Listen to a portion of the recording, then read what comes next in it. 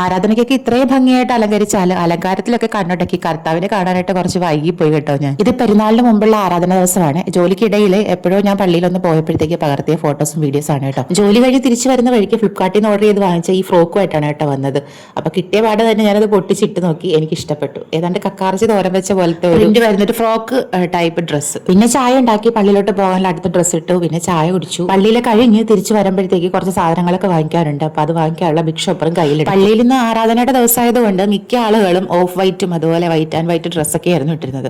ഞാൻ എന്തോ പണ്ടേ തീരുമാനിച്ചതാണ് ആരാധനയുടെ സമയത്ത് ഞാൻ ക്രിസ്മസ് സെലിബ്രേഷൻ ഇട്ട റെഡ് ചുരിദാറാണ് ഇടുന്നത്. അല്ലെങ്കിലും വസ്ത്രത്തിലും നിറത്തിലും ഒന്നും അല്ലല്ലോ കാര്യം, നമ്മുടെ ഹൃദയം, അതിനാണല്ലോ പ്രാധാന്യം. അങ്ങനെ ഭക്തി നിർഭരമായ ആരാധന സമാപനവും വിശുദ്ധ കുർബാനയും എല്ലാം കഴിഞ്ഞ് തിരിച്ചു വരുന്ന വഴി കടയിൽ കയറി ഞാൻ കറിവേപ്പില ഉൾപ്പെടെ എല്ലാ സാധനങ്ങളും വാങ്ങിച്ച് ബൺമസ്കയും കഴിച്ച് ഇറാനി ചായയും കുടിച്ചിട്ടാണ് തിരിച്ചു വന്നത്. അങ്ങനെ വെള്ളിയാഴ്ച സമാപിച്ചിരിക്കുന്നു. ഇനി നമുക്ക് കഴിഞ്ഞ ശനിയാഴ്ചത്തെ പ്രഭാതത്തിലോട്ട്, അതായത് തിരുനാളിന്റെ തലേന്നത്തെ വേസ്പര ദിനം. അത് രാവിലെ ഒരു 9:30-9:45 ആയപ്പോഴത്തേക്ക് എഴുന്നേറ്റ് മുറ്റത്തോട്ട് ഇറങ്ങി മാനത്തോട്ട് നോക്കിയപ്പോഴത്തേക്കാണ് ഹായ് തലയ്ക്ക് മുകളിൽ സൂര്യൻ. എന്നാൽ പിന്നെ ഇത്രയും നേരത്തെ എഴുന്നേറ്റ് എന്റെ കുറ്റബോധം തീർക്കാനായിട്ട് കുറച്ച് തുണി കഴുകി വിരിച്ചേക്കാന്ന് വിചാരിച്ചത്. തുണി കഴുകി വിരിച്ചിട്ടും കുറ്റബോധം തീരാഞ്ഞത് കൊണ്ട് മുറ്റം കൂടി തൂത്തു. ബ്രേക്ക്ഫാസ്റ്റും ലഞ്ചും കൂടെ ബ്രഞ്ച് കഴിക്കാൻ വേണ്ടിയിട്ട് നല്ല റേഷനരി ചോറും അതുപോലെ തന്നെ ഒരു തുള്ളി പോലും വെള്ളം ഒഴിക്കാതെ കുരുമുളക് പൊടിയും കറിവേപ്പിലൊക്കെ ഇട്ട് വരട്ടിയെടുത്ത ചിക്കൻ കറിയും. ഊണൊക്കെ കഴിഞ്ഞ് പിന്നെയും ഒരു ഉറക്കമൊക്കെ കഴിഞ്ഞിട്ട് ഞാനും അമ്മച്ചിയും കൂടെ വേസ്പര ദിനത്തിൽ പള്ളിയിൽ പോയി പ്രദക്ഷിണമൊക്കെ കൂടി അങ്ങനെ വീട്ടിൽ വന്നു. വേസ്പര ദിനവും അവസാനിച്ചു. ഇനി നമുക്ക് തിരുനാൾ ദിനത്തിലോട്ട് വരാം. അതായത് കഴിഞ്ഞ ഞായറാഴ്ച രാവിലെ എഴുന്നേറ്റത് ഞാൻ ഇനി ബാക്കി മാറ്റാനുണ്ടായിരുന്ന ആ ക്രിസ്മസ് തീമിലുള്ള കട്ടനൊക്കെ മാറ്റി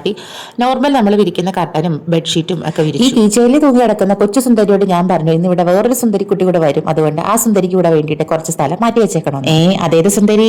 സുന്ദരി വരട്ടെ, കാണിച്ചു തരാം. ചോറ്, മീൻകറി, തലേന്നത്തെ ചിക്കൻ കറി, അതുപോലെ തന്നെ മോര് കാച്ചിയത്. ഇനി ഇതൊന്നുമല്ല ഇന്നത്തെ സ്പെഷ്യൽ എന്ന് പറയുന്നത് നല്ല നാടൻ പച്ച ഏത്തക്കായും അതുപോലെ ചെമ്മീനും കൂടെ തോരൻ വെച്ചു. അങ്ങനെ നല്ല കിഡിലോസ്കി തിരുനാൾ മീൽസ് ഫുഡൊക്കെ കഴിച്ച അടുക്കളയൊക്കെ പൂട്ടി ഞാൻ ഏത് ഉടുപ്പിടുമെന്ന് ആലോചിച്ചിരുന്നപ്പോഴത്തേക്കാണ് പുതിയ ഉടുപ്പുണ്ട്, പക്ഷേ ഷോള് തയ്ച്ചിട്ടില്ല. ഈ ദുപ്പട്ട എന്ന് പറയുന്ന സാധനം എപ്പോഴും ഞാനിങ്ങനെ ലാസ്റ്റ് മിനിറ്റ് ടച്ചപ്പ് വർക്ക് നടത്തുന്ന സാധനമാണ്. അങ്ങനെ ഈ ദുപ്പട്ടയുടെ 4 മൂലയും പീസ് വർക്ക് വെച്ച് അടിച്ച് ഒതുക്കി വന്നപ്പോഴത്തേക്ക് ഏകദേശം പള്ളി പോകേണ്ട സമയമായി. ഡ്രസ്സൊക്കെ ചെയ്ത് പള്ളിയിൽ പോയി കുർബാന കഴിഞ്ഞു. ഇനി പ്രദക്ഷിണമാണ്. ഈ പ്രാവശ്യത്തെ തിരുനാളിന്റെ ഡെക്കറേഷൻ തീം എന്ന് പറയുന്നത് കയറായിരുന്നു. Maximum decor items and products എല്ലാം കയറിൽ തീർത്തായിരുന്നു. കയറിൽ തീർത്ത ഉൽപ്പന്നങ്ങൾ കൊണ്ടുള്ള അലങ്കാരങ്ങൾ, അതായത് കയർ മേഖലയ്ക്ക് സമർപ്പിച്ച തിരുനാൾ. ഈ ഒരു ആശയം ഞങ്ങളുടെ പ്രിയപ്പെട്ട വികാരി അച്ഛൻ ജെയിംസ് അച്ഛന്റെ ആശയമായിരുന്നു. അതുകൊണ്ട് തന്നെ ഇത്തവണത്തെ പെരുന്നാള് ഒരു കൊയർ വൈറൽ തിരുനാളായിരുന്നു. ചെറിയ ചെറിയ കാര്യങ്ങൾ ചെയ്ത് ദൈവമഹത്വത്തിനായി സമർപ്പിച്ച് കേവലം 24 വയസ്സിൽ മരിച്ചുപോയ ഒരു വിശുദ്ധയുടെ തിരുനാളാണ് കേട്ടോ ഞങ്ങളുടെ ഇടവക മധ്യസ്ഥയായ വിശുദ്ധ കൊച്ചുത്രേസ്യയുടെ തിരുനാൾ. കൊച്ചുത്രേസ്യയുടെ ചെറുപ്പത്തിലെ ഫോട്ടോ അത് കൊയറിൽ തീർത്തത് കൂടെ ഞാൻ പള്ളിയിൽ നിന്ന് വാങ്ങിച്ചുകൊണ്ടാണ് കേട്ടോ ഇത്തവണ പെരുന്നാൾ കഴിഞ്ഞ് വീട്ടിലോട്ട് വന്നത്. അങ്ങനെ ഈ കൊച്ചു സുന്ദരിയുടെ ഫോട്ടോ വീട്ടിൽ കൊണ്ടുവന്ന് പ്രതിഷ്ഠിച്ചതോടുകൂടെ ഈ വർഷത്തെ തിരുനാളും ഓർമ്മയായി. അടുത്ത വീഡിയോയിൽ വീണ്ടും കാണാവേ.